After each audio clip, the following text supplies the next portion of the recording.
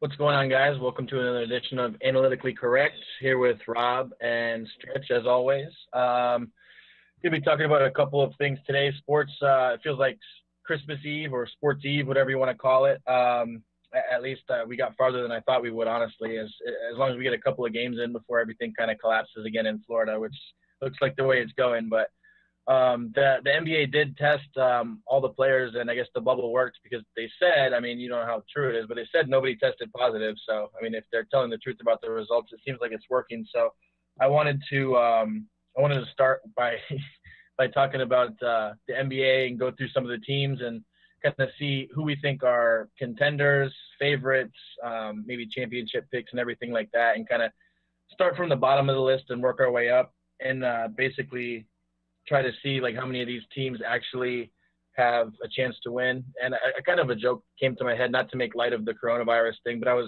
forgot how many teams were actually going to be in the tournament. And I thought, like, when I found out it was more than that number, I thought the NBA might have missed a chance to name the tournament the COVID-19 if they would have only had 19 teams. The COVID-19. But I think there's like 22 teams or 23 or something like that. So we'll start at the bottom of the list. See, I have it pulled up here. So I think the team lowest, I don't even know why this team is even in there, the Washington Wizards. There was talk about maybe John Wall coming back next year, and people were saying that he's going to be in good shape. I'll believe it when I see it. Starting with the Wizards. 2 years, so. Yeah. Well, I feel like he's like 4 injuries away from being good. I don't even remember the last time he was good.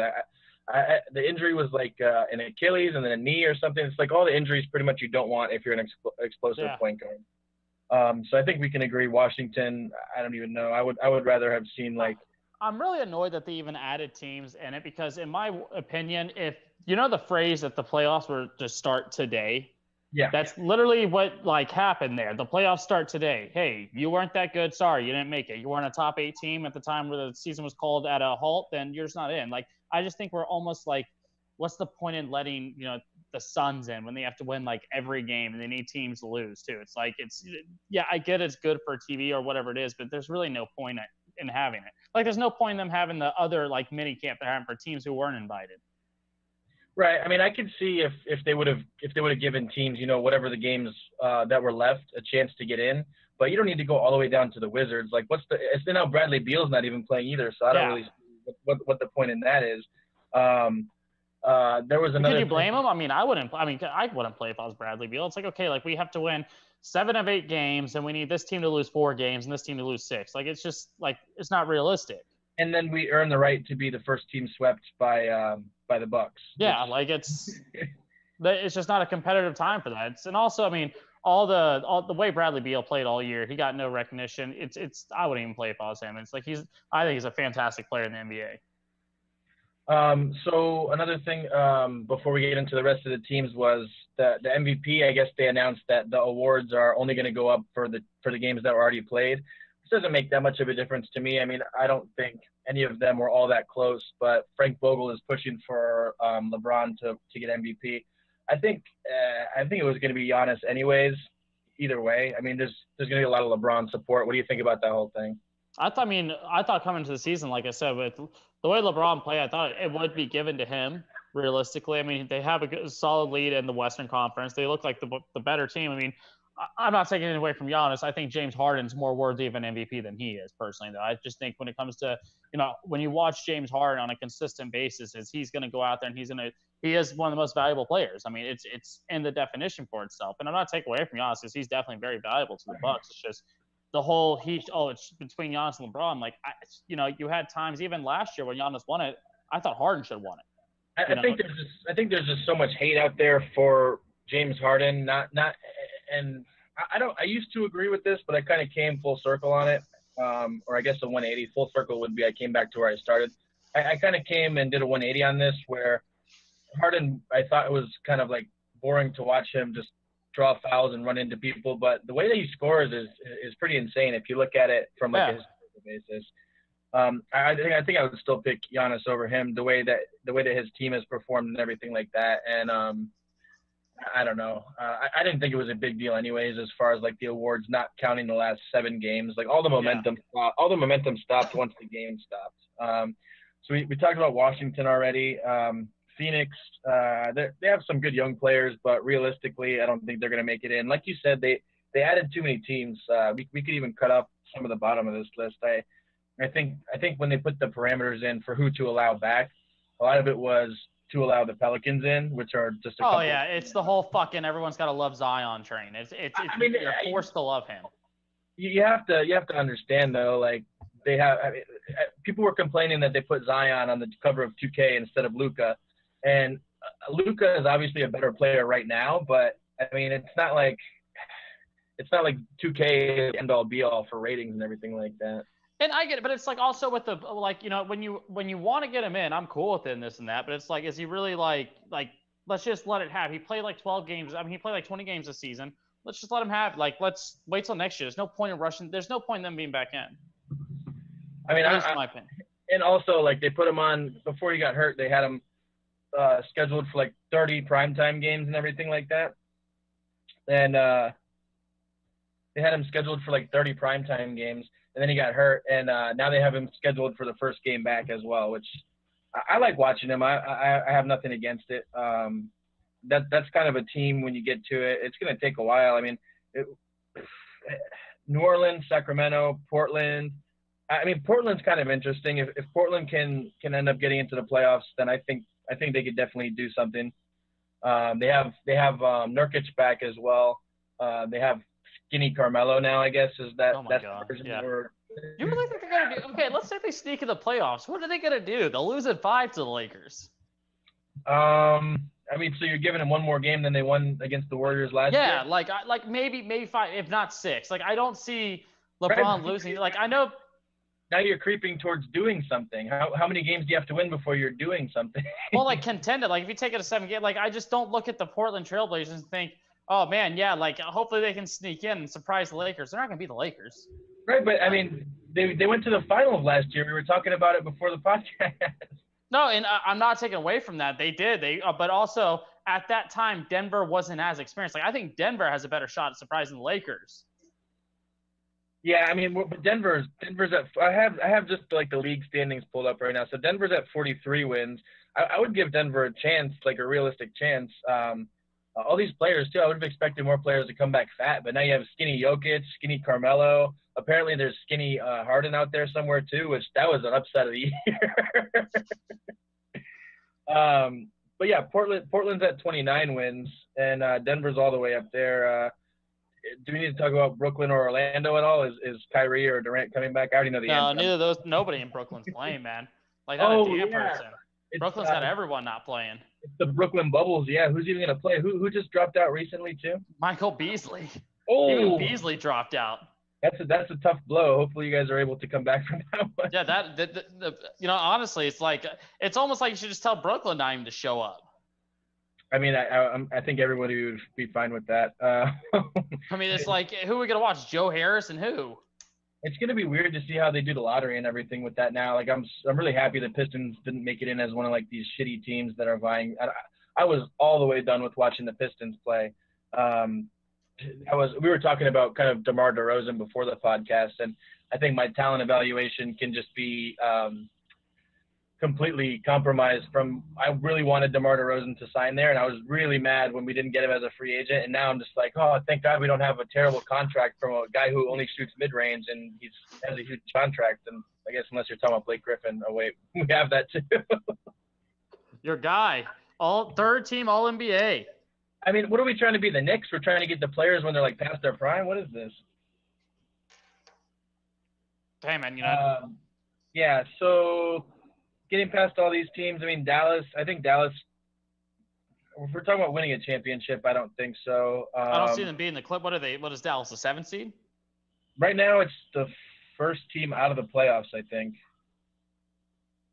They're still doing, like, the regular seeding, right, on both sides and everything like that? Yeah, so Dallas is the first team out right now.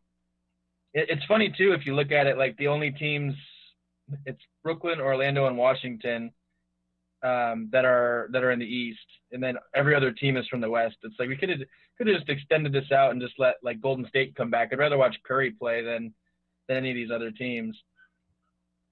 They're plotting, man. They're plotting. Golden State's plotting for something next year. This offseason with them might be a little fun. Well, you know what they're plotting for? The whole reason why they got Kevin Durant back in the day was because the salary cap jumped all in that one offseason, and they had the money to sign Kevin Durant. Mm-hmm. Right now, they only have like $40 million set up under the cap for next year, and they're talking about smoothing the cap. So instead of lowering it, because obviously the revenue is going to go down, they're going to keep it the same as it is this year, and that's actually going to benefit the Warriors. So it's the opposite of what happened last time, but they're actually going to have a ton of cap, because if it would have gone down, it would have affected them.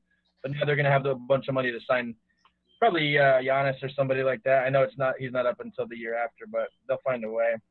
But yeah, I mean, it would be interesting to see if Steph would come back. But I wonder, Clay's been out for long enough now too. It's been more than a year. Well, the right? Warriors have the worst record in the NBA. Yeah, I'm just saying, like, if we're gonna be picking like Zion to play on national TV, and Adam Silver can kind of do whatever he wants, let's just let them in instead of like Brooklyn or Memphis. I mean, Justice Winslow's out for Memphis now. Jesus. Not that made a huge difference. So I guess then if we split it up between the conferences, do you think any of these teams can win the East? And then stop me if there's one you think can. Philadelphia?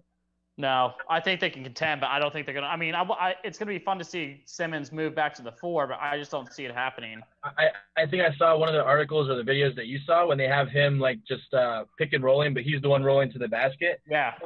It's the only thing that kind of shook me off from that, no pun intended, but it was Shake Milton was the point guard, and that's kind of where the plan falls apart a little bit.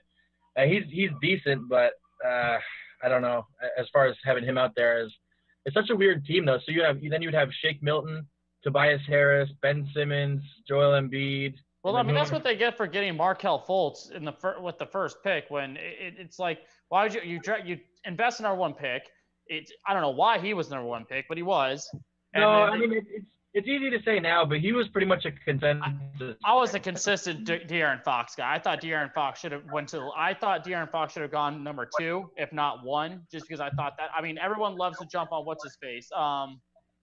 Obviously, Jason Tatum saying how he should be the number 1 pick. I thought De'Aaron Fox coming out that year, when you're talking about those 3 teams who quote unquote need a point guard, especially the Lakers. If we had De'Aaron Fox, LeBron James, and Anthony Davis, we're talking about a even better Lakers team. We're talking about hands down the best team in the NBA. I mean, Rajon Rondo. But you're not saying that De'Aaron Fox is better than Jason Tatum, are you? No, I'm not saying he's better than Jason Tatum. I'm just talking about that year in the draft is coming out. Obviously, Tatum is who he is, but I'm not going to sit here and pretend I thought Tatum was going to be like a potential generational talent. And there are NBA teams that can't even admit that. I think he was one of it's funny, GMs will always come out after the fact too, and like the ones behind me like, oh, we love Tatum, and then he got taken. Yeah, of course you love Tatum at the 24th pick. I'm sure you would love Tatum at the 24th pick. But I think he's one of the guys that was hurt most by this whole pandemic thing, because if he would have made a run towards the end, I mean, he couldn't have been an MVP conversation because it was too late.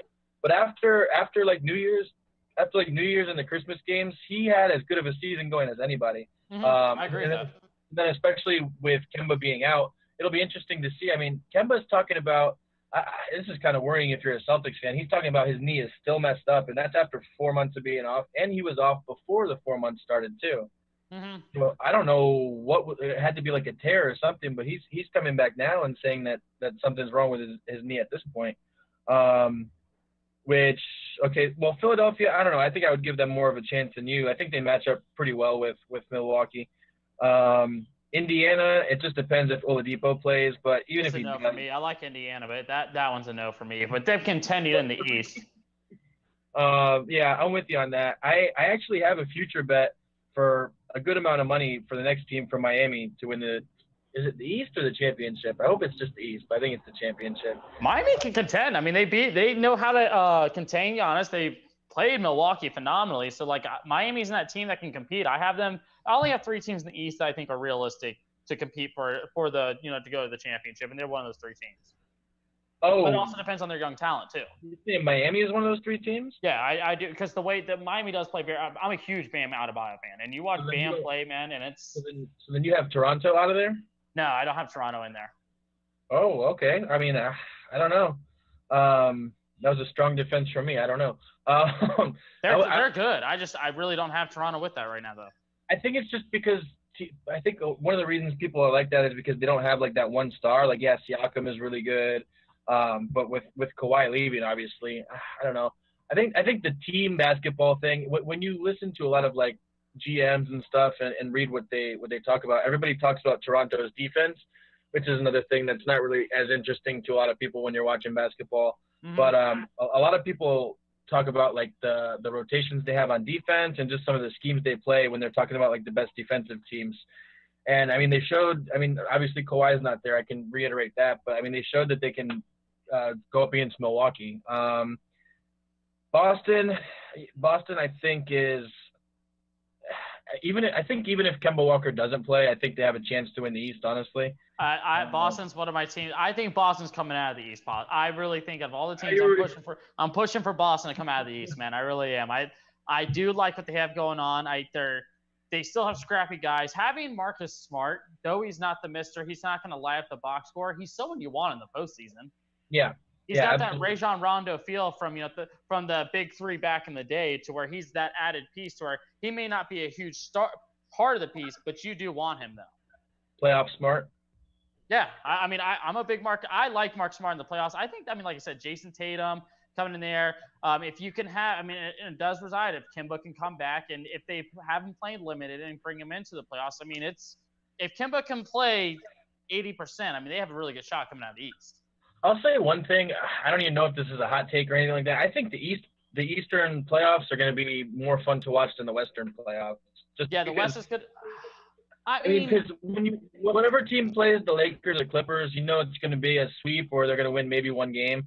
But not that they can win the championship, but if you wind up with, I don't know, we're looking at the 7 and 8 seed of Brooklyn and Orlando. I don't know. Maybe I got to rethink that. But when we get to the second round and you have matchups like Philadelphia and Milwaukee, I really want either in the first or second round, I want to see Miami and Philadelphia. That's like the matchup that I want to see. I would too, yeah. Jimmy Butler seeing Philly, I want to see. That's a good playoff intensive game. That's the kind of playoff game you want to watch.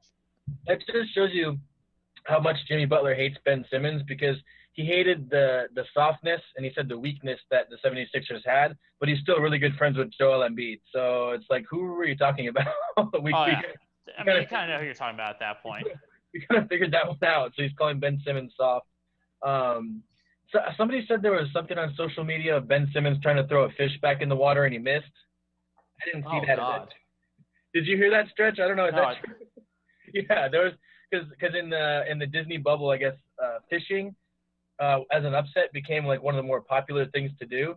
And somebody had a video of Ben Simmons trying to throw a fish back in the water, and he missed. Jesus. And I think that's when Brett Brown decided to move him to the floor right then and there. Yeah. God bless. That's rough. So you're picking Boston against Milwaukee and then Boston over Milwaukee? Yeah, I do. But that, like you said, does reside, on Kemba. Can Kemba come out and play? I do like Boston, though, as a whole over Milwaukee. I'm not a big Chris Middleton guy. I am not. When you watch, I just think he's one of those guys that it's the market and he got paid nonsense. Like, he can play, but he's not max contract good. Like, that's when we get into the contract thing of like, what is a max contract guy? I'm tired of giving excuses to teams that can't scout and draft and then just pay guys they shouldn't pay, though. Like, Al Horford going to Philly makes zero sense for 4 years. But if you're what you're doing is if you're paying for the max contract, you're paying because that's the last piece you need. Like, they let Brogdon go, Milwaukee did, to keep Chris Middleton. So, and I see that, yeah, I get that, but if you look at a lot of the contract, a lot of the teams where the way the contracts are too, you have like the guys at the top that are making max or like 20 or 18, and then you have a bunch of guys that are down to like 2-3 million. You don't have a lot of those guys that are making those 13, 14 million anymore. So the teams are like, okay, we're going to overpay for these guys, but everybody else we're just paying like dirt cheap. Yeah. So I mean, I wouldn't. It's not like I mean, who else were they? I don't like the thing where it's like who else were they going to pay because you can save the cap and roll it over. But if you're talking about like keeping Chris Middleton to win a championship, it would have I been. just don't think you watch Chris Middleton play and think you're going to win a championship with him. That's my personal opinion on him. I think he's shown a lot of times that he dominates bad competition, got good competition. He shies away. He's not there. Like he's just in. When you get that, you can't. I don't think you can pay max players that do that. You know what I'm saying? Like that's one reason why DeMar DeRozan never got the big deal from. Never had. He was so quickly for them to get rid of for Kawhi Leonard. Like, yeah, DeMar was a very good player. And he was a fantastic player for Toronto, but also in big games against bigger teams, he wasn't, DeMar DeRozan. So is the line for that then James Harden? Like when you get so talented? Oh, yeah, no, essentially you're not wrong there. Like, when you look at Harden, he can win you 55 games, but then you get in the playoffs and you're like, all right, what are you getting? But the crazy thing about that is like everything would have changed if it was, I think it was 18 or 19. No, I think it was 18. I don't know. But the one where they missed like 27 threes in a row, which is like physically, mathematically impossible. Like if that doesn't happen, then the whole James Harden collapsing thing wouldn't be the same narrative. But also it's built on top of that happening so many times. Yeah, but that's the thing. It's like it's the if it didn't happen, but it happened, and like nobody stepped up. If Chris Paul would have toughed it out a little bit, then also they probably would have had a chance. But we all want to give Chris Paul like this consistent pass. I think Chris Paul is going to go down as a top 5 point guard when it's all said and done. But I also think that he needs to be. There's some things that have to be questioned with him. Yeah, agreed. It's one of those things where like how much higher would he be held if he had a championship or two? Oh yeah. He's not passing guys like Magic or who else would you have ahead of him? Stockton, Isaiah. I have Isaiah Thomas ahead of him. Well, where would you put Steph at this point? Not to get too far off track, but Steph's already top 5, right? Here's my thing with Steph. He does one thing well. Yeah, but he does that thing the best ever. But that's the problem. He's also a liability on the court defensively.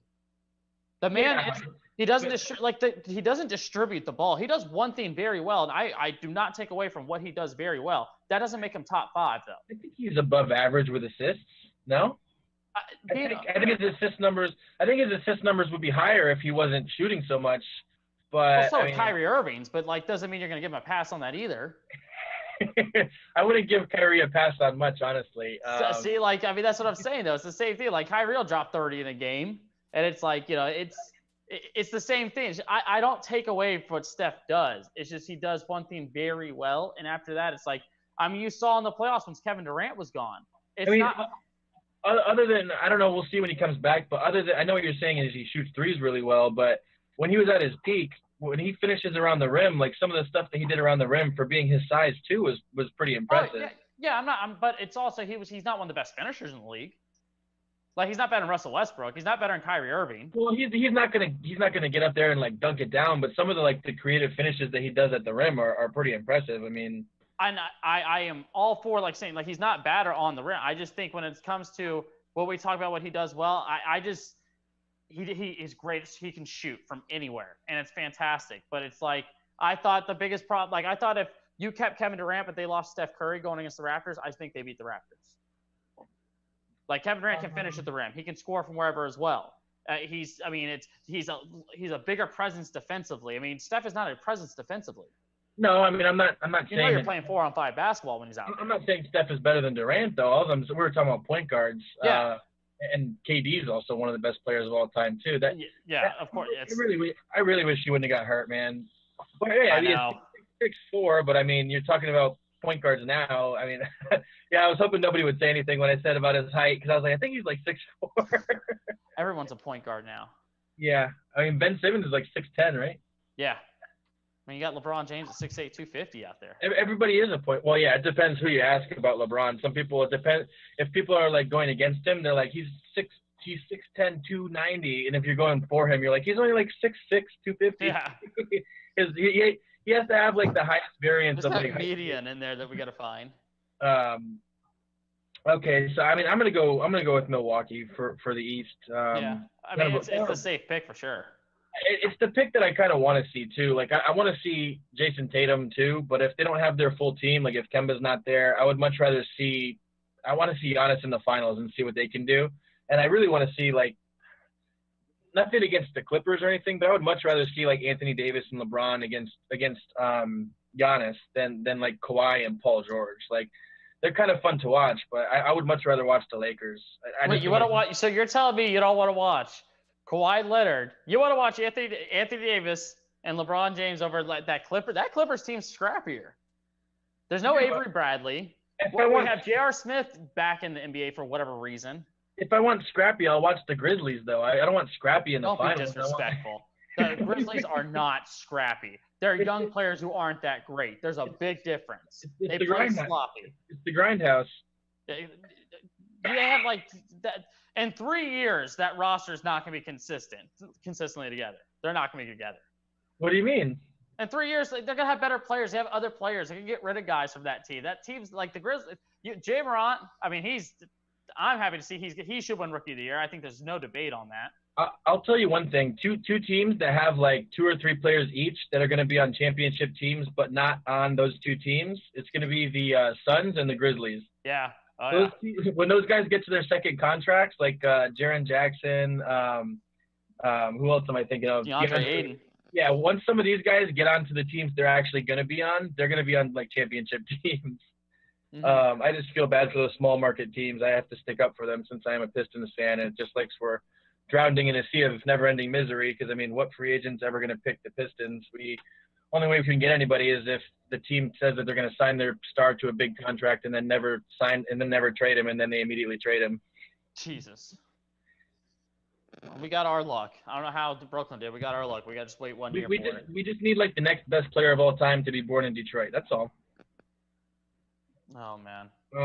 Okay, so if we go over to the West, I kind of take it back. I think the West is probably more interesting. I don't know what the hell I was talking about. I mean, like I said, Denver's a fun group to watch in there.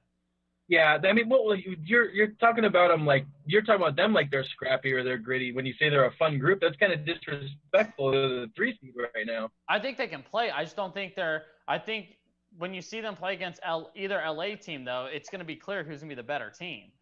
Okay, so then if we just jump right to it, then for either LA team, are there any of the other teams you think that can beat one of those 2 teams? If I was to put any team beating that LA team, man, because I think it's going to be. I really think it's only a 2-man race in the West. Like I think it's strictly the LA teams. But if I was to pick one team, it would be Denver. Because the majority of the team seems like it's coming back and it's going to be together as a whole.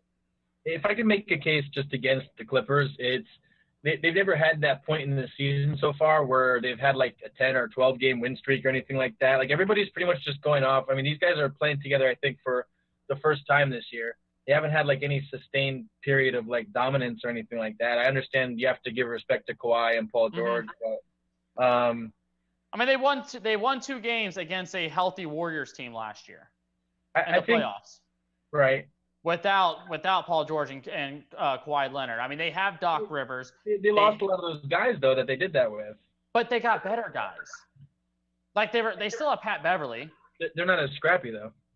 I mean, they still have Beverly. They still have arguably the best defensive unit.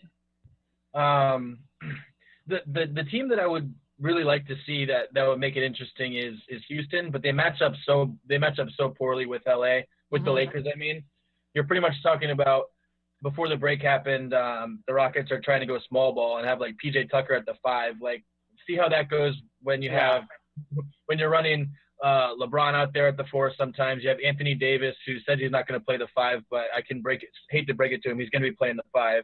And you have JaVale McGee and Dwight Howard for whatever those guys are worth. But when PJ Tucker is already getting tired, yeah, PJ Tucker's at the 5. Either one's worth a lot. Yeah, I don't know, like. That's not a great matchup. I don't know. Tough luck for James Harden and the guys. So if it came down to the Lakers and the Clippers, who would you take? I'm sticking with my original pick, not for the Clippers to represent the West and to take the championship. I still want to stick with that pick. It's weird though, because it's not weird because you never hear from them, but nobody hears from Kawhi during all. Like, that's one guy I saw a thing that said on the internet that when Kawhi retires, nobody's gonna know where he's at or what he's doing because he's done. That's it. Right, but I was gonna say it's not like when he retires, it's gonna be a big difference. It's gonna be the same thing. Yeah. You're just not gonna be able to see him play basketball anymore. we're gonna talk about Kawhi and be like, talk about it like almost like he's dead just because he's never around. It's just like, yeah, remember Kawhi Leonard? It's like, yeah, dude, like he's still around. He just never like he keeps himself completely. I like that though, kind of. I hate the fact that he can't speak for himself, but I do also kind of like the whole, I'm just gonna drop off the face of the earth and then I'll come into basketball and I feel like and win a championship. They should make a spin-off movie with him and Kyrie. It's like Uncle Drew, and then what is Kawhi's uncle's name? Oh man, yeah. Oh Lord, God, those two's personalities though, man. It's like you don't know what you're getting either day. Because you can make like a horrible boss combination. Have Uncle Drew, Kawhi's uncle, and you can throw LeVar Ball in there too. No, but you gotta throw in what's his face, LeBron's agent in there. Oh, Rich Paul. Yeah, you gotta throw him in there. If anybody could use that agency's help in setting up like a future documentary, it's Kawhi. Because let me ask you, what would be out of these two players who are like super great and some of the best in their game, which would be the least interesting documentary? Kawhi Leonard or Mike Trout? Oh, Mike Trout. At least, yeah, it'd be boring. Like I feel like there's stuff. I feel like there's more. Kawhi just has I feel like Kawhi's story would be, it's like it's quiet, but you find out why he is the way he is. Mike Trout is he's just a good old boy baseball player. He's a good guy, comes from a good family. It's a boring story. Nobody cares. When you get drafted the first round and your family's like good and together, nobody cares. Yeah, that's true. I mean, it doesn't make I think Kawhi can have a fun story. We can find out why he is quiet. But who's gonna who's gonna talk in it? His uncle. Yeah, I guess Kawhi can just sit there and his uncle can narrate it. I mean, it's the Spurs all over again, man. It's no big deal. The way that Michael Jordan sat there with whatever that expensive ass scotch was, Kawhi can sit there with an apple. Morgan Freeman, I like it. Yeah, it's like Kawhi got turned down by a girl in 10th grade, and he never talked again. I just, for some reason, like I said, it's so weird because he just doesn't, like I said, when you go back to the Spurs situation with him, there was always, you never heard from him. It was always, it's strictly from his uncle or his agent team or whatever it was, but it was never from him. And it's like, that's weird. Like especially players in these days, they're very quick to either get on Twitter or to get in front of a camera or whatever it is. But he's like the only guy, especially in basketball, that just doesn't want to be in front of anything or he doesn't care to talk to the media. It's just a bit behind the scenes of him during the quarantine. He's just playing apples to apples. I'm with it. All right. That was pretty much it for the NBA. Stretch wanted us to mention. So who are you picking to win the championship though? Well, if I got what I want to see, it would be. I mean, I want Giannis to win one, but I think the Lakers are going to win.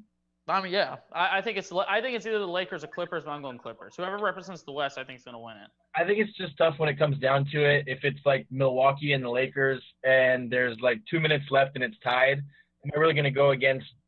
I mean, even if Anthony Davis cancels out Giannis, then you still have LeBron, and I don't see Chris Middleton, whoever you put on whoever. It's gonna be tough to beat those two guys. And LeBron is like, oh, this is one of my last seasons where I'm gonna have a chance to win a championship.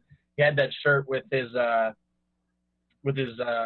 shirt off and like the do-rag on or whatever, and he looked like Kimbo. Somebody called him like LaKimbo James or something like that. Well, Kimbo didn't win a lot in the UFC, so he should just stick to LeBron. But I don't know. Yeah, I think the Lakers are going to win. It's not interesting or anything like that. It'll be fun to watch, though. I'm excited. Something back on. At least something's back on, and we can not just pretend that we can watch guys play 2K against each other and call that sports. Oh my God! Do you remember when that happened? Wow, we're a lot closer now than we were then to sports. Dude, it was awful. Stretch wanted us to mention baseball's coming back in 2 days. Right. So now we're gonna do. Now we're going to do a quarterback draft, undefeated in bum fights. He is. Those videos are on the internet. You're talking about Kimbo, right, or LeBron? Kimbo. Are you talking about LeBron just fighting Rondo and J.R. Smith? I don't know, man. I don't think he's much. I mean, he doesn't. LeBron's not a fighter. No. No, he's not. Like He's like Wayne Gretzky. If anybody ever messes with him, the rest of the team just like. Yeah, you sign 2 or 3 guys like that, Like Dwayne Wade, I would think would be quicker to throw a punch than he would. Oh, for 100%. Yeah, like. And he's not the kind of guy that would, I don't know. We're getting off track. Yankees World Series. That's who I'm picking this year. I'm gonna go with the Tigers. All right, There we moving go. on. Number one picks all show out. 225 to 1. Jump on it while you still can before they're 1-0. Before 1-0. So we're gonna do something with NFL quarterbacks now. That's still a little while away. I'm getting more and more demoralized that there's not going to be a college season. That's revenge. Stretch is trying to make us talk baseball right now. The Dodgers. Mookie Betts revenge. Revenge. Hey, man. You know what? I will say, David not worth the price, not being in a show for LA this year. That's a big loss for them. They needed a starting pitcher, and they're not. I mean, obviously, Price is out there, and he would be a solid 1 or 2. I'm not a 1, 2 or 3 out there. But I think them obviously having Mookie Betts, it's never been an issue with bats with them. It's an issue with relief pitching and starting pitching with them. But the thing with them that I think is going to be good is Kershaw usually can only play at 100 games before his back goes out. So I mean, they should be 60 games. I think Kershaw should be able to go the whole season, no breaks or anything. Well, then by the time they get to the playoffs, just don't show him the schedule, and he'll be like, oh, it's still the middle of the season, so I'm still going to pitch really well. I don't even know it's the playoffs right now. So, yeah, just tell him to stop hanging the breaking ball against St. Louis already. Like, hey, is this a 7-game series in the middle of the season? Is this normal? No, it's not Game 7. Just go out there. It's Game 62. I mean, on the flip side, he is used to sitting out after the All-Star break. Like, this is a time where he's not pitching right now. So they're not going to do any kind of an All-Star game or anything like that, right? I hope not. They should have taken it. Yeah, I mean, I guess it's just a waste of time at this point. And it's just like, because you're not going to be able – the whole point of the All-Star game is the All-Star weekend with the fans. If you don't have the fans in the All-Star stuff, then it's kind of like – it's almost like pointless, you know what I mean? Because the All-Star game was competitive in baseball. They kind of took that away, which really I thought took away from the All-Star game there, because that was the one thing going forward, because NBA wasn't competitive for a while. And NFL Pro Bowl, I mean, guys would rather just not even go to the Pro Bowl these days. It is really weird, some of the things without the fans. I was watching a golf tournament over the weekend that nobody cares about, but John Rahm won, and when he won that, whatever the way the points work, he became the number 1 player in the world, and he was the first Spanish player to be the number 1 golfer in the world since like Seve Ballesteros, I think it was. Okay. And it was like a really cool moment. Like, he won by like 5 strokes, and I stayed just to watch it, and then he won, and he just kind of went like, all right. Yes. Cool. And he saw the most awkward fist bump ever between John Rahm and Jack Nicklaus. So that was worth it just for the price of admission. There we go. But it's going to be weird without fans. The NHL was asking fans to send in like 30-second clips of like songs or something like that. Or maybe I'm thinking about the MLS. But they were telling them to send in like fan reactions and sounds. I mean, that would be cool if they put that on like the Jumbotron or something. Well, if it's the NHL as a Rangers fan, I can give a lot of facial effects for every time Lundqvist lets a goal go past him. So, yeah, just hey, dude, it's postseason time. Thank you for this now. So yeah, what were we talking about? We're gonna do the quarterbacks either as a draft or as a top 10 list. Let's just do both of our top 10 lists, I guess. You can go first, or I can go first, or we can both pick the same person pretty much. You can go first if you want, and then if you want to. I mean, I think we both agree clearly on who the number 1 quarterback is. I mean, I think in my opinion, it's very clearly Patrick Mahomes. So, just a way to make it kind of interesting to talk about. For a while there, everybody was saying. So, 2 things. Do you think that he passed Aaron Donald as like the best player in the league, like regardless of position? That's man, because he's really. I'm a big Pat Ryder, and honestly, like I think yes, just because of the fact that it is now. What is a Pat Ryder? Yeah, I think when you think of Pat Mahomes, I mean, it's just the past 2 seasons he's really shown the way he's played on these past 2 seasons. Hard to say he's not the best player in the league. Because the thing about it too is, like, when you look at his team, and I'm not taking away from his team, but he doesn't have an elite running back. They lose Kareem Hunt, and they still go on just fine without him. Sammy Watkins is an elite receiver. Tyreek Hill's a good receiver. Kelsey is an elite tight end. Their offensive line's a very good offensive line, but like I just think you look at Mahomes, he elevates everyone around him. Like McCall Hardman's not that great. Like he can play, but he's not going to be a guy that you can look at, signing on multiple deals he's not going to sign multiple deals with the Chiefs. And then the second question I would ask is, for a while when it was Aaron Donald, they were saying like, oh, the biggest gap in the league between the best player at his position and the second best is Aaron Donald and the second best D tackle. Is that gulf as wide, do you think, between Mahomes and whoever you have as the second best quarterback? And I would say maybe who's the second best D tackle. It rotates. I think maybe like Fletcher Cox or somebody like that. Yeah. I don't know, man. It always seems like this, like there's short-term bias, but with everybody else you named on that team, it's so hard to see them even losing. And I guess if you're going to put value on that, I mean, Aaron Donald can only do so much. Like he can be a Patrick Mahomes of the defense, but at the same time, you got to put up points to win. Yeah, I mean, it's just, and I think, Aaron Donald he's truly a generational talent too, though. Like that's something people have to like put out there. It's like he's an interior guy, so him doing what he's doing is, he's the most unstoppable player on defense, hands down. Like I think he is hands down the most unstoppable player on defense. Like Mahomes, the most unstoppable player on offense. Well, one of the things I like is when you see like some of the behind the scenes, like the Hard Knock stuff, and they were having the one with the Rams, and you see the other team that's coming to practice with the Rams, and they're talking about, oh, there comes 99 or whatever his number is, and they're talking about Aaron Donald. It's like when other guys in your sport are like astonished by what you can do, that's like the true level of like kind of how people talked about the way that Kobe would compete and all that kind of stuff. Yeah. When people in your own sport are talking about you in that way, then it's kind of like you have to kind of give it up to the guy. Like it's like there was a video of Larry Fitzgerald talking to Kyler Murray about Julio Jones, and he's saying how, it's like you see about that and and you got Fitzgerald giving praise to another receiver, and you look at Fitzgerald's career and you look at his resume, you're like, wow, for him to praise another receiver, like, that's huge. Look at his toes. What are toes? Poor guy will never. You know what? Just imagine getting hold of his toes. I mean, imagine how great he could have been. Shit. Number 2, I have Deshaun Watson. I have Russell Wilson. I like Watson, but Wilson is still there for me over there too. I had Russell Wilson 3. I guess I can see why you would put Russell Wilson ahead of Deshaun Watson because of accomplishment and everything like that. I just think if we're going into the way we did it, of course, not of course, but the way we did it was going into this season coming up just for one season. If you put them on like a neutral team, if they have all the same players and everything like that, I would kind of go with Deshaun Watson. Russell Wilson's getting a little bit older. That's how age works, I guess.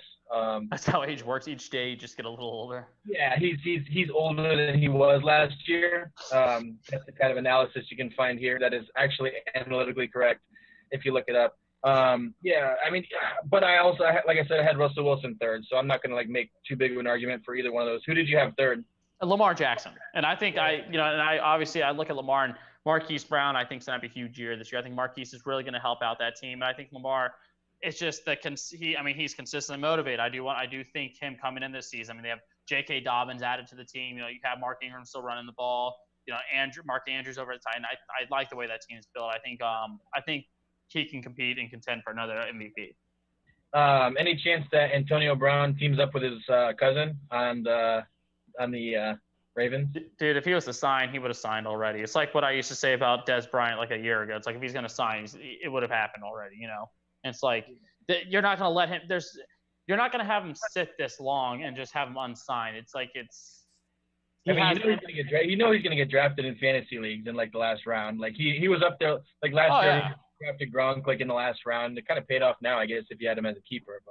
But so yeah, I had Lamar Jackson 4. The only reason I put Watson and Russell Wilson ahead of him is people kind of underestimate what Russell Wilson can do with his feet. He doesn't do it in the same way that Lamar Jackson does. But it's almost more tricky. Like I said it a million times, nobody has figured out that Russell Wilson does the same thing every time where he drops back like this and then rolls out this way and everything with the pressure, and it's worked out for him this far. So keep doing it. And you can make an argument that Lamar Jackson is number 2, but the only issue or worry that I would have is it was mostly just last season. Like we've seen Deshaun Watson and Russell Wilson do it over season after season. Yeah. So, not to call the Ravens offense the Wildcat, but could teams kind of scheme differently for it now that they've kind of have tape on it and everything? That's the only thing. But, you could also come back and say that maybe his passing will be even better this year. Yeah. Not even to say that it was bad last year, but I mean, obviously it could be better. Who did you have 4? I had it 4. I had was it Aaron Rodgers? I'm sorry, not Aaron Rodgers, Deshaun Watson. Rodgers I have at 5. Watson I have at 4 right now. I had Aaron Rodgers at 5 too.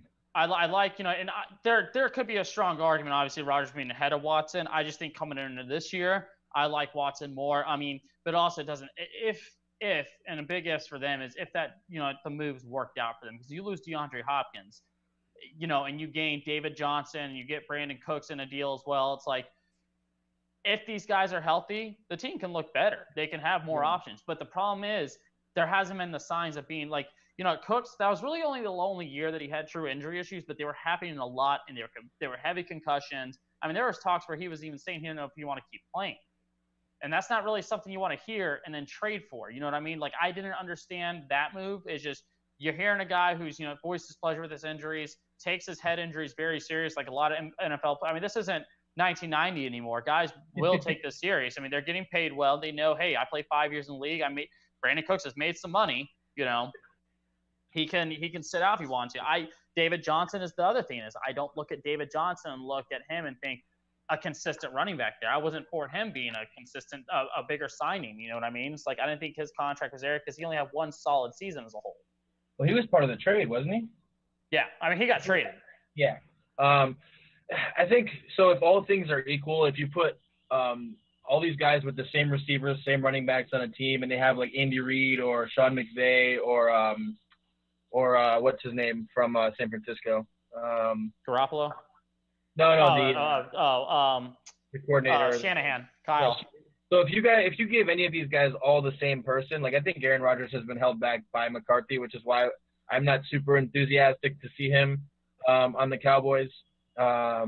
If you gave him the same like coordinator and the same talent, like we've been over it where he's had no first round offensive players picked besides the quarterback who they just picked this year. But we've also been over Aaron Rodgers nobody talks great about playing with him. He's not a leader on the field. Right, Don't shrug your shoulder. Don't shrug. He's not a corner. No one gives a shit if a corner is easy to play with or not. He's a quarterback. Like you have to elevate talent as a quarterback. Nobody likes playing with Michael Jordan. Okay, no.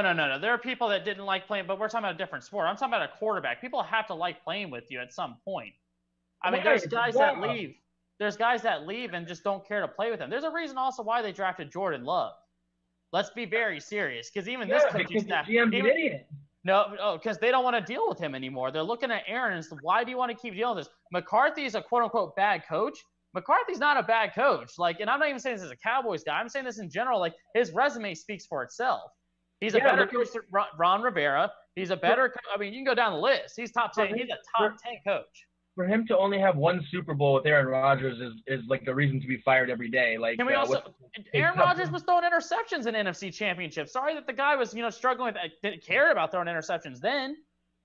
Oh, man, I don't know. I just think he wasn't flawless in these NFC Championships. He beat the Cowboys, but he wasn't flawless against the Seahawks. It goes both ways. Sometimes people are like, "Oh, well, he's difficult to play with." Like, so if you win, like if you're Michael Jordan, if I keep bringing up that argument. If you win, then it's okay, but if you lose, then you're an asshole. Like, so is he being held back by Matt LaFleur? Because Matt LaFleur won 13 games with him, went to an NFC Championship. Aaron Rodgers didn't show up. I would just say over the course of his career, I wouldn't even point to one specific example. I would just say over the course of his career, they didn't get him a ton of help, and it's not even like the lack of getting him offensive help led to them being like a dominant defense. Like they never had like off the top of my head like one of the best defenses in the league. They had good players, but it's like, okay, if we're not drafting any of these offensive guys to help him, to me, it's just like I would blame the GM more even than the coach than anything. If I agree with that. If you have one of these guys and you've had him for how many years? 10 years, and you wasted some of the years behind Brett Favre, this would almost be like the equivalent. And I know Brett Favre was Brett Favre, but this would be the equivalent if Patrick Mahomes spent like 4 seasons behind Alex Smith. But it's like it's no different than Drew Brees spending 13 years with Sean Payton and winning 1 championship. Right, that's also not good. But but that's also, like I said, I mean, these guys also don't always show like. And I'm not killing Rodgers, but the truth is, Rodgers hasn't been always consistently like he's a very great quarter. He's going to be a Hall of Famer, but there are times he didn't show up when needed. to the Drew Brees point, he's had some like really bad luck. In the Vikings game and what was the other in the Rams The game? Rams game where he threw an interception in the fourth quarter in overtime. Like, I mean, the guy didn't. Well, Come on, I'm tired of hearing about pass that, interference. There was a play before that too, and the same thing for the Vikings. They had a chance to still win the game though, and when it came to that, Drew threw an interception. Like that, what are we gonna pawn that on? Like that's why the GOAT conversation, when we start talking about Rodgers and Brees, they're not anywhere near Brady. They're not. They don't like Brady shows up when needed. Even when they lost to Philly, you can't say Brady was the reason they lost to Philly. The man threw 500 yards. I mean, you're not seeing these guys throw that in a playoff game. Rodgers and Brees aren't doing that. I think. Well, I wouldn't put Brees there, but when you get into the people that say Aaron Rodgers in the same conversation with Brady, they're not putting the resume. It's the same thing when you put similarly to LeBron against Jordan. You can't never put the resume against each other and win if you're saying LeBron. You're just saying, looking at this guy and the talent that he had. You're not saying like, oh, his resume is better, but as a thrower of the football, as a quarterback, I've seen Aaron Rodgers make throws that I've never seen Tom Brady make before. I mean, I'm not going to disagree with that, but at the same time, when it comes to like, you can be great at playing you can be great at playing a position, but also like your legacy gets determined, and especially in that position, on what you do in the big games or the big moments. How do you get there? Like him when he won championship, he lost some NFC championships. There were some times when people are upset about that, but they were, it's also, let's also not forget how hard it is to make a Super Bowl consistent. Yeah. We talk about this like it's. When it's much easier to make the argument in basketball. Like football, there's a million ways to win and a million ways to lose. Exactly, yeah. We saw Peyton Manning win a Super Bowl when he was like the worst player on the team. Yes, like that. That's another thing. Peyton Manning only winning one with Tony Dungy. You kind of look at that and like, what's going on? And then I had to listen that entire Peyton Manning season. I had to listen to Broncos fans and Chris Collinsworth every time he made a 15-yard out route. Well, I don't know. People say he lost it, but he looks like he still has it to me. Like, receivers have like 300 yards after the catch in the game. But Rodgers, I have 5. I do have the respect. I don't think Rodgers is completely like some people almost write him off. I haven't. I mean, he's easily a top 5 quarterback still. Can you hear me? No, yeah, I hear you now. Sorry, I missed everything you just said. I mean, I still have Rodgers as he's a top 5 quarterback still. Like I have obviously I have him in my 5. Yeah, we both had him at 5. Who did you have at 6? Tom Brady. Brady. And it was an argument with me at 6 and 7 between Tom Brady and Carson Wentz. Okay, so I'm interested to see where you have Brees then, because I have Brees at 6. I have Brees after Wentz.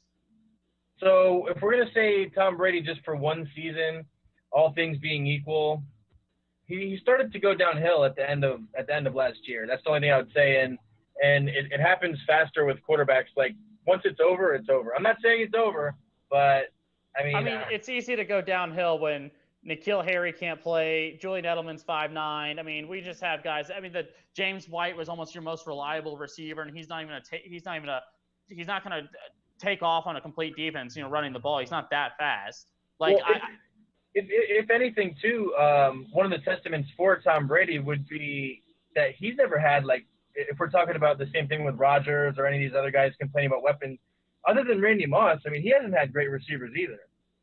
No, I mean, when you look at that year when they had when they had the year with Welker, Stallworth, and Moss, you kind of looked at him and say, oh, that was kind of a thing. Deion Branch early in his career was a guy that he was solid there for him. But again, he wasn't in the Peyton Manning where he had Marvin Harrison, Dallas Clark, Reggie Wayne. He didn't have any of that by any means. But you look at him now. Marvin Harrison. Yeah, man, Marvin, I got a gun, Harrison. But if you look at Tom right now, and you look at because if you look at what he did with New England, how many quarterbacks could win 11 games with that team? Like that's a real honest question. That's where I would disagree with you, because I think the defense was really, really good last year. I don't think that it was just because of Brady that they won 11 games. And I agree with that. Their defense is definitely, if not the best defense, the second best defense. Between them and Pittsburgh, they have one of the best defenses. But I do think at the same time, when you look at what Brady was willing to do, like when they would go out and play the Bills, he made plays late. They people laugh, but they beat the Jets twice. He still won his division, beat the Bills twice. They were a playoff team. They were not given weapons. It's hard to go out there and win when you really have nothing to throw to, especially when you're just going to bracket coverage Julian Edelman and saying, here we go, here's everyone else. It's like, what are you doing there? Like, yeah, especially if your best receiver is Edelman and he's getting doubled, like, that's not good. Like, I mean, he's only going 10 yards off the ball anyways. So. And that's the thing. It's like, so it kind of comes to, it's like you're looking at him. Like, I still think, people are going to, attack Tom and say this and that, but I'm like, he gets rid of the ball very quickly. You got Mike Evans, you have Godwin, you have Gronk back, and who knows what kind of shape or how kind of condition he's playing in. And I'm talking about football shape, not run around with your shirt off shape. The guy, if he can still play ball, then obviously it's going to be a huge ad, over there. But it's still, I mean, I look at him in Tampa, and I can just see him posting up very similar numbers and also being very, could win 11, 12 games. I think they win the division in the NFC South. Yeah, I mean, it's going to be a tough division, honestly. I think if you look at the Panthers as the weakest team, and even them, I don't think they're going to be like that terrible. But I think the Falcons are always going to be pretty solid. If they can fix some things on that shitty defense. Obviously the Saints, a lot of people are picking the Saints for the Super Bowl. I know you're not as high on Drew Brees, but that's who I had at 6 was Drew Brees, but we can wait to get into him. He's in your top 10, right? Yeah, I had him at had him at we can talk about him. We can talk about him when we get to him on yours. I have at number 7 is Dak, pay me my money, Prescott. I think he wants to be known as now. See, I got Carson Wentz at 7. Okay, he's in my top 10 as well. So we're all pretty much around the same now. I have Drew Brees 6, Dak 7, Brady 8, and Wentz 9. So who are your 8 and who's your 7, 8, 9? I think. 7 is Carson. Okay. Tom's 6, 7's Carson. I do have Dak at 8. Okay, that's what I wanted to get to. I was hoping you'd save him for 10 and then kind of like make us be in suspense about it. No. I got him at 8. I do have him at the 8th best right now. I think it's a little arguable, but I do have him there. I have Drew Brees at 9, and I have Matt Ryan finishing out at 10. There's a lot of guys you could say for 10. I just put Jimmy Garoppolo in there just to put some respect on his name. He went to the Super Bowl, so. I figured I could give him the edge over Matt Ryan. I think he's better than him right now. I think if Matt Ryan had a line worth a damn, then we could. And if his line could actually protect him, I mean, that team has a lot to work with. And I do think that this is going to be kind of the one. If Todd Gurley is somewhat healthy this year, it adds takes away from him because Todd Hurley hurt versus Devontae Freeman hurt. I'm still taking Todd Gurley hurt. It is something to say too that since Kyle Shanahan hasn't been there, the Falcons haven't really been all that good on offense. So, I mean, It's just kind of another thing to say how good he is if we didn't already know. Mm-hmm. Of those guys, one of the ones that I wanted to talk to is Carson Wentz. So both of us had him in the top 10. Why? I mean, the man won the NFC East with nobody. He had the NFC East last year was all nobodies. Yeah, but when we're talking about him winning the NFC East, that division was a fight to see who could not lose. Like, I mean, that was a terrible division last year. But just remember, you have one quarterback in that division over Carson Wentz, so you need to ask yourself why on that one. Because Carson Wentz in Dallas is a whole nother is a 13-win team. So you're saying you'd rather have Carson Wentz than Dak? Yeah.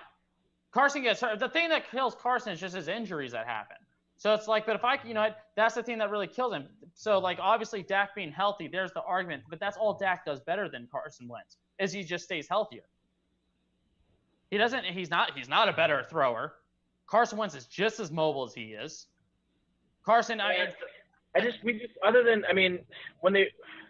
me 3 receivers this year that were like that actually played for Carson Wentz. I mean, week 15, 16, 17, he had nobody. Yeah, that's fair. I was gonna say like Alshon Jeffrey. I don't know. They can't even trade him. The best ability is availability. It's so good. I don't know. I kind of like Vert better than that. I had this update that I just got. I know you guys were kind of talking about this. I saw something about it in the group chat. Was like T.O. against Randy Moss, or who would you guys take, this or that? I just got an update that said T.O. Challenges Tyreek Hill to a 40-yard dash and clocks time of about 4.4 seconds. So a couple of things. That's pretty impressive that he can still run a 4.4. Also, Tyreek Hill is running way faster than that. I can tell you that right now. Oh yeah, but I mean, what's it? You saw the video T.O. had last year with Julio Jones in like last offseason when No, those what two was were working out together. Oh, really? Yeah. What is he still trying to prove? Is he going to come back or what? No, he's not coming back. But I mean, at the end of the day, it's just, I mean, it's because unlike Randy, he doesn't kiss ESPN's ass. So. I mean, it's not a bad career move, honestly. It worked out for Gruden. I get it, and I think, oh yeah, of course it worked out for. Somehow he became part owner for the Raiders. The man was told he was too old to coach in the NFL. Then all of a sudden he gets back in the NFL 10 years later and starts getting part ownership. I don't understand that, but hey, you know, who are they bidding against? $100 million? Like who was offering 90? Yeah, nobody was offering that. Nobody was offering $100 million for him to come back. He's like, I'll only take 100. They're like, what about 90? No, 100. Like, really? Like who? Yeah, nobody was like counter offering that. There's nobody that was. There wasn't a line for that. You gotta have somebody on the billboard when you go to Vegas. Like nobody wants to see that. Yeah, like But you know what? With them, let's see. You know, because the Raiders. I mean, that's a team that next year they could be looking at having a new quarterback next year. And they do have a little good, good setup. Hunter Renfrow. You have, Henry Ruggs, Josh Jacobs. They're younger. They're working on things. Let's see what happens. I think Carr does hold back whatever big progress they could have. But I thought it was pretty clear from Hard Knocks that John Gruden does not like Derek Carr. I think he wants his own guy. Did they draft a quarterback? No, I think that they're waiting until either this year or they're going to look at the market, and you could see a new number 4 in Oakland. I mean, in LA, in Vegas, whatever the hell they're going to. So how did they not sign Cam Newton for $1 million? Tell me that again. Because they had Mariota. They brought Mariota in too. And that's just too many quarterbacks. That's my point. How does Mariota make more than I mean? Hold on now. Let's not act like let's not lose our minds about Cam. I mean, he hasn't been healthy in 2 seasons. I mean, the guy's. The prospect of what he could be is worth more than what we know Mariota is. I would say that. Yet the prospect of what he could be has been something we've been riding on for a little while now. I mean, the only thing that would hold it back would be injuries. The same thing you said for Carson Wentz, though. But the thing too with Carson's a better thrower of the ball. He's more accurate than Cam. I think Cam going to New England was the best move he could make. But I'm also going to be very honest with Cam. It's not like him going to New England makes them immediate contenders because Buffalo can still come in there and win that division. I mean, Buffalo is getting better. They just brought Diggs on board. I mean, they have some team. They have a team over there. They won 10 games last year. They should get a little bit more respect. I think Diggs is going to be with Josh Allen. It's going to be like a really good connection. The way that he can throw it down the field. Mm-hmm. He's obviously not as fast as a guy like Tyreek Hill, but he's not slow by any means.